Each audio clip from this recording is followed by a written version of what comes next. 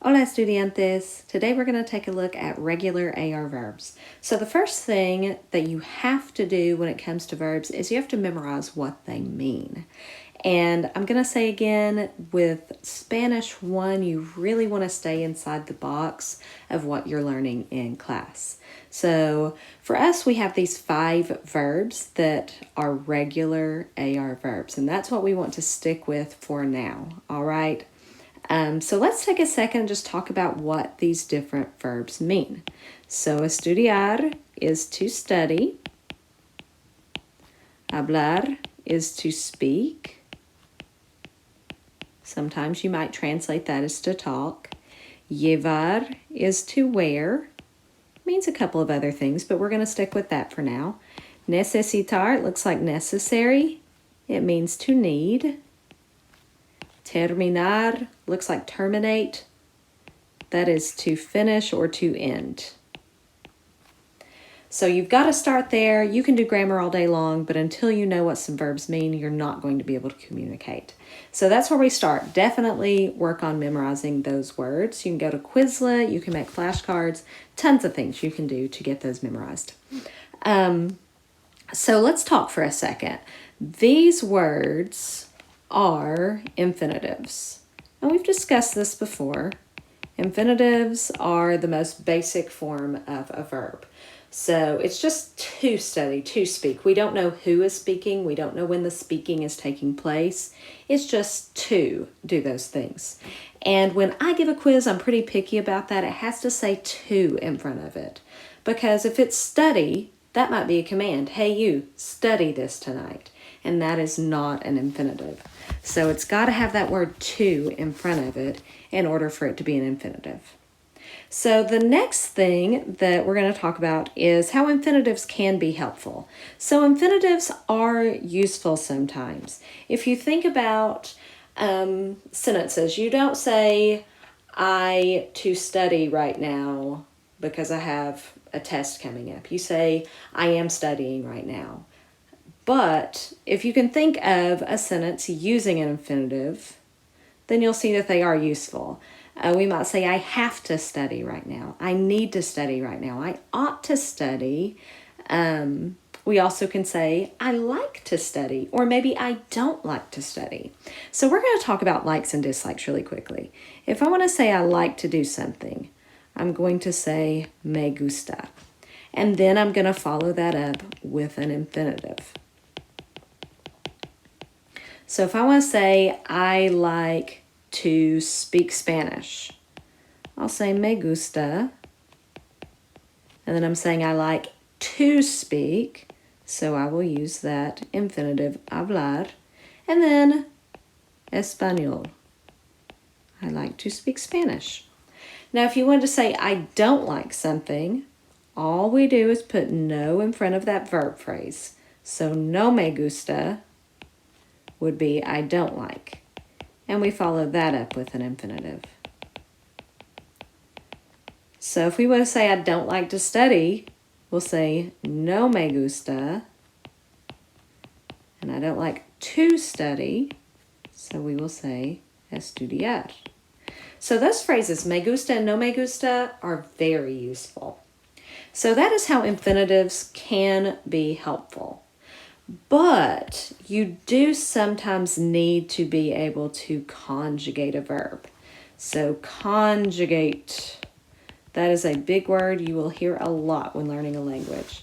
So that is when we change a verb to say who is doing the action or when the action is taking place. So if, for example, in English, we don't say I to be, we don't say you to be, we don't say he to be. We say I am. You are. He is.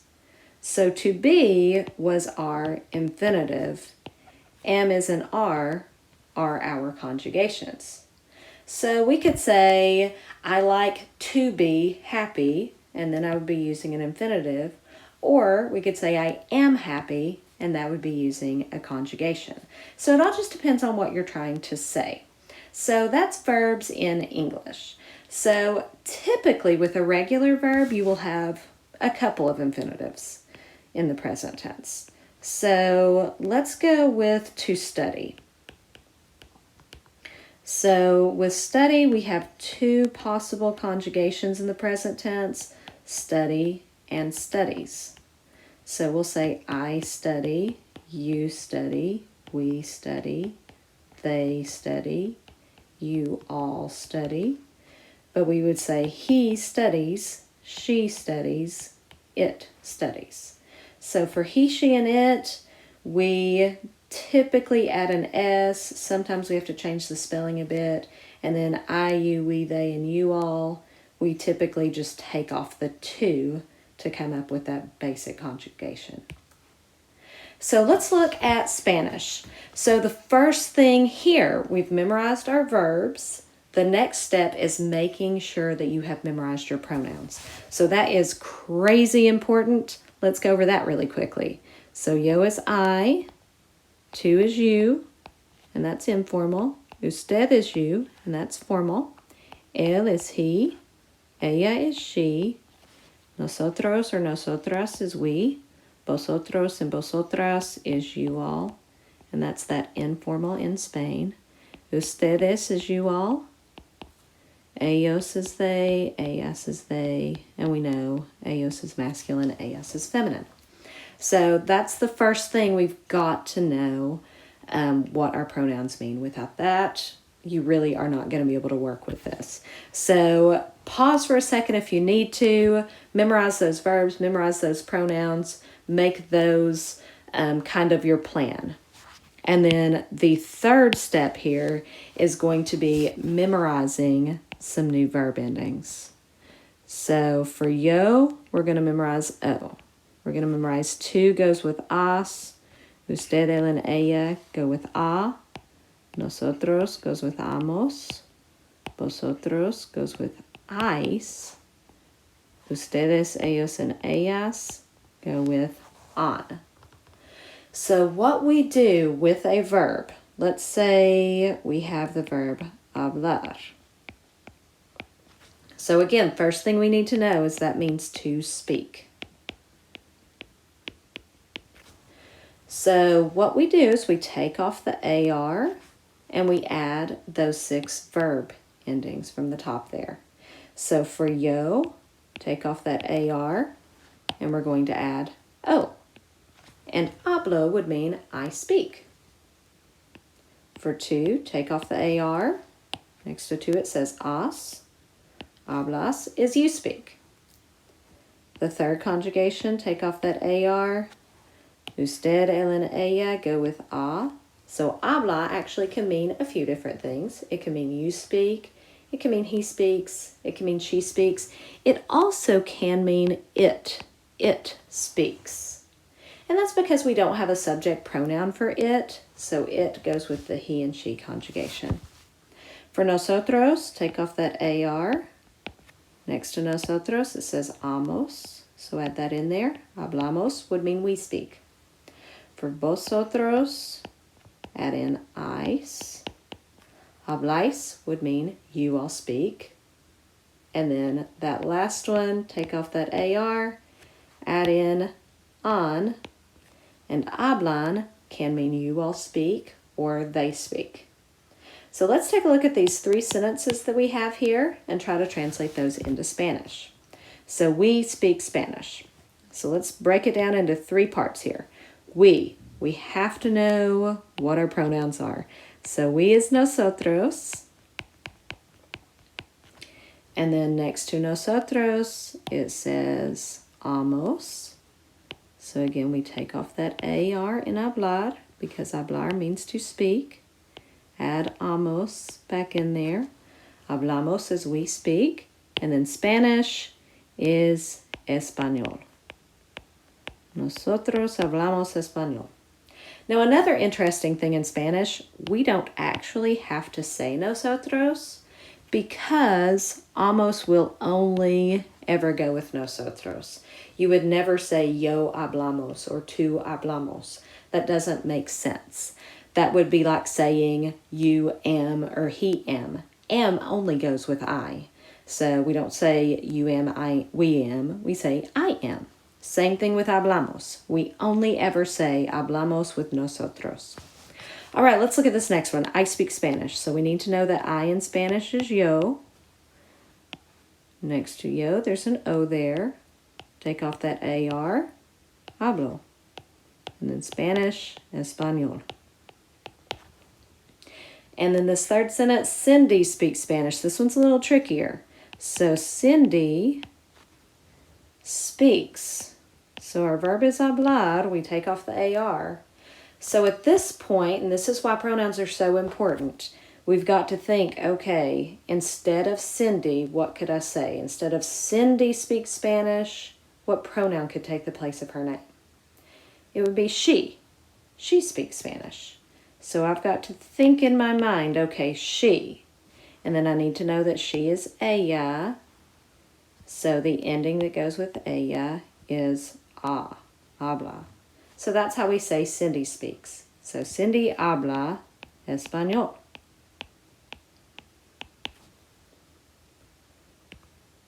All right, let's talk about how these can actually translate. So if we have the word hablo, that actually can be a sentence. You see, I have a period at the end. So the beginning of that, H-A-B-L, we know that that's telling us that somebody speaks. That O tells us that we're talking about yo, and we are in the present tense.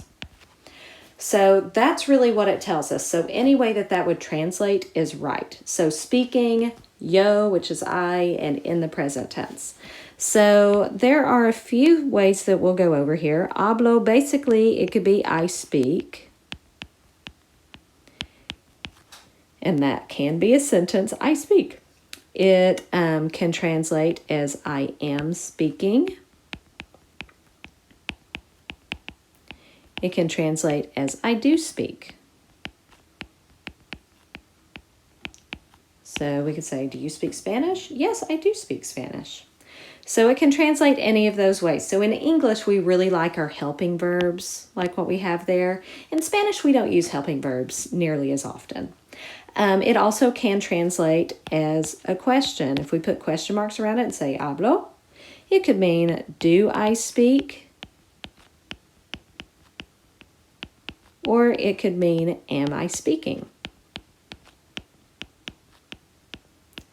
So if you notice, every one of those is talking about me. They all have the word I in there, and they're all speaking, and they're all the present tense, and it can just translate a few different ways. So let's take a look at a few more sentences using the same concept. So the first sentence, Hernan is wearing green shoes. So Hernan is our subject. Is wearing. So this is like the am speaking version here. So he is wearing. So we need to know what to wear is. So to wear is llevar. Now we've got to say, okay, instead of Hernan, what could I say? Instead of Hernan is wearing, I could say he is wearing. So we take off our AR in llevar. And then we've got to look back at our verb endings. He, right there, goes with a. So we're going to add an a there.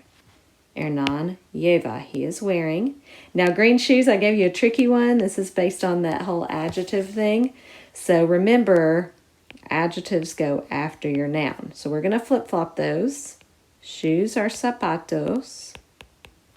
And then green is verde. But we need for it to agree with zapatos. So it ends in an E. Zapatos is masculine. Verde ending in an E, that can actually be masculine or feminine. But zapatos is plural, so we need for green to be plural. So verde ends in a vowel, so we add an S. And we're going to put zapatos first and then verde. So lleva zapatos verdes. Hernan lleva zapatos verdes. Perfect. All right, this next one, do you study math? Now look again, do I speak? That's all just translated into one word, hablo. So same thing here, do you study? That's all going to be taken care of in one word. So we need to figure out what study is. So to study is estudiar. So we know we take off the AR. And that leaves us with our stem. Now it's saying, do you study? And we're going to go with informal you for this one. So we'll go with to. And then next to to, it has os. So estudias. Now with questions, if you want to have the subject in there, we talked about how you don't have to have it in there, so you actually don't need that to. But typically if it's a question, you will put the subject after the verb. So estudias tú, and then math, matemáticas. Say it like a question. Estudias tú matemáticas? So you kind of go up with your voice at the end. All right, last one. Are you speaking English? So same thing. Are you? This is like the am I speaking? Are you speaking? So that's going to again be one word. So hablar is to speak. So we know we take off the AR. And again, this is you. Now, just for the sake of practice, we did to you for that second one. Let's go with the formal usted on this one, just to get that practice in. So are you speaking? And we're speaking formally, usted, right there, and it goes with a. So we're going to add an a in there, habla. Now, with a and an, because there are 3 different or sometimes 4 different possibilities for who our subject is, you are more likely to go ahead and say the pronoun with that one. With estudias, I would typically leave that out because it's very clear. It ends in as, so we know it goes with to. With a, we're not quite sure. Now, I think based on the context, it would probably be obvious in this one, but just in case. So we'll go ahead and put our usted in there. Habla usted, and then English. Inglés. Put question marks around it. Again, with your voice. Habla usted inglés? So you go up with that voice. So that's what it comes down to. I'm going to tell you again, you've got 3 steps here. The first step, memorize what those verbs mean. The second step is know what your pronouns are. And then the third step is to memorize those verb endings. And there are some websites you can go to practice this. I like to recommend spellion.com. It just gives you a little bit of rote practice. You can pick specific verbs. And again, stay inside the box. I would go with the 5 that we're learning right now because not every verb is regular. So spellion.com, you can click on present tense and then choose the 5 verbs from this chapter that we're working on right now. And it'll just give you a little bit of practice. If you would just spend a couple of minutes here and there, double checking, making sure you still remember the stuff, it's a good thing to do, especially right before a quiz.